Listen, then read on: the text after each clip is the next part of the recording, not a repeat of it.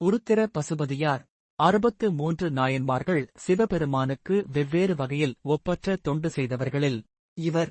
மயிலாடுதுறையிலிருந்து திருவாரூர் செல்லும் பாதையில் உள்ள கொல்லுமாங்குடியில் இறங்கி காரைக்கால் செல்லும் வழியில் 4 கிலோமீட்டர் தொலைவில் இவருக்கு சன்னதி உள்ளது. தலையூரில் அந்தணர் குலத்தில் பிறந்தவர் பசுபதியார். சிவபிரானிடத்தில் தூய அன்புடன் அடிமைத்திறம் பூண்டு வந்தார். வேதத்தின் பயனாகிய உருத்திர பாராயணத்தை சிவநாமத்தை இடைவிடாது பகலிலும் மாலையிலும் தாமரை இருக்கும் குளத்திலும் கழுத்தளவு நீரில் நின்று கொண்டு தலைமீது கூப்பிய கையினராய் நியமத்துடன் குறைவில்லாமல் செய்து வந்தார். இதனால் சிவன் பெரிதும் அகம் மகிழ்ந்து நாயனாரை சிவபுரியை அடையுமாறு பெருங்கருணை புரிந்தார். பேரன்போடு உருத்திரத்தை சிவநாமம் ஜபித்து வந்ததால் அவரை உருத்திர பசுபதியார் என்ற நாமத்தால் உலகத்தவர் அழைக்கலாயினர். இதுபோல ஆன்மீக தகவலுக்கு இந்த சேனலை சப்ஸ்கிரைப் செய்திடுங்கள். நன்றி.